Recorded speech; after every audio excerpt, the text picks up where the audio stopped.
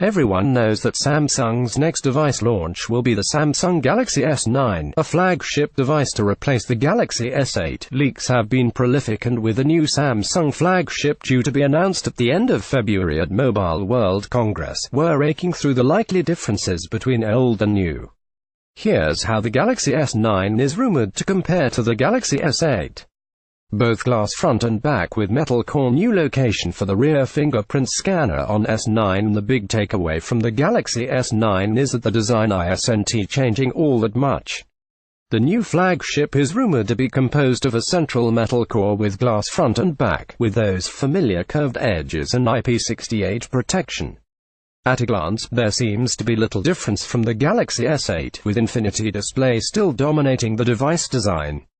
The real difference is around the rear. The location of the fingerprint scanner next to the camera was an oddity on the Galaxy S8. It now appears to be moving below the camera, but it's not separated, so its reception is likely to be the same as the previous model. Not so hot. S8 and S9 have a 5.8-inch Infinity Display. S8 and S9 have a 6.2-inch Infinity Display. When Samsung unveiled the Infinity Display on the Galaxy S8, it was something novel.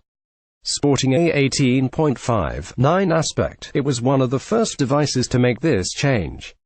It looks like the Galaxy S9 will stick to this, also staying in place is the size, with the smaller S9 model reported to have a 5.8-inch display while the bigger S9 has a 6.2-inch display, as they did on the Galaxy S8 models. We're expecting Samsung to stick to AMOLED, retain HDR to boost your videos, and keep the 2960 by 1440 pixel resolution. If anything changes, it's going to be quality. That's been the focus for devices in 2017, so it's here we expect Samsung to step up and make its display even better.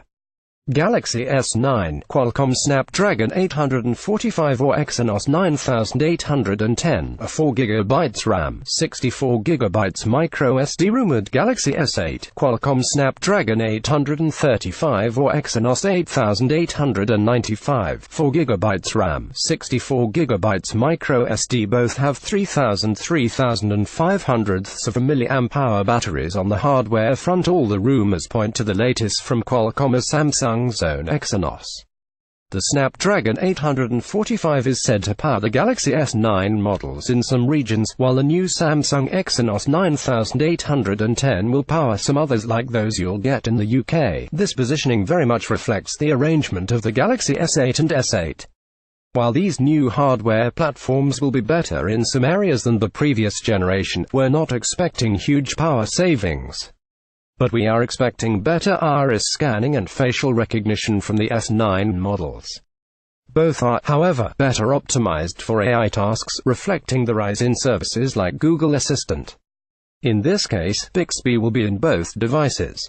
When it comes to the battery, we're not expecting an increase in the battery capacity, sticking at 3000 and 3500 mAh in the S9 and S9, so we'd expect the performance to be pretty close. S9 12-megapixel dual aperture single rear camera. S9 12-megapixel dual aperture dual cameras. S8 and S8 12-megapixel dual pixel single rear camera. When it comes to the camera, we start to see a bigger difference. While Samsung isn't going to be ramping up the megapixels, it is offering innovation on both the S9 and S9 in the form of a dual aperture function, according to numerous leaks. This will give you a low-light f1.5 aperture and a f2.4 aperture in the same lens, meaning you can change the settings to suit the conditions. But the Galaxy S9 looks to have another advantage, having a dual-lens camera like the Note 8, giving another advantage, presumably zoom. While the S8 had a great camera, neither the S8 nor the S8 had this dual-aperture feature, and there was no dual camera option either. It looks like photography is where the Samsung Galaxy S9 is really going to step up. Android Oreo, Samsung TouchWiz, Samsung Experience UX. We'd fully expect the Samsung Galaxy S9 to launch with Android Oreo, bringing with it some new features in the form of the latest version of Samsung Experience UX. This is something of a mystery, as Samsung hasn't being the most speedy to update the S8 and Note 8. We're yet to see the latest offering on existing models. We expect that's partly deliberate to make sure that the S9 looks fresher when it's announced. What we do know is that Bixby AI and SmartThings is on the agenda. The S9 is likely to be hooked deeper into Samsung's AI offerings, aiming to be the center of the universe, with all Samsung and other devices talking to each other so they can be controlled with Bixby. Ultimately, we're not expecting there to be a long-term software difference between the S8 and the S9. We expect a great deal of parity between the features offered. Mostly the same design, mostly the same features. It's all about the camera. Samsung's first teaser for the Samsung Galaxy S9 launch said it all. The camera reimagined. It looks like the camera is where you can expect all the changes, while the design and the display will reportedly remain very much the same on the S9 models as it is on the S8 if the rumors we've seen can be trusted. Upgrades to ensure there's plenty of power will take place under the hood, but it looks as though this slim phone won't be able to slip in any more battery. The Samsung Galaxy S9 is due to be announced on the 25th of February at Mobile World Congress. We're also hearing reports that it's getting a little price hike, costing £789 and $900. We will, of course, bring you all the official details as soon as Samsung reveals them.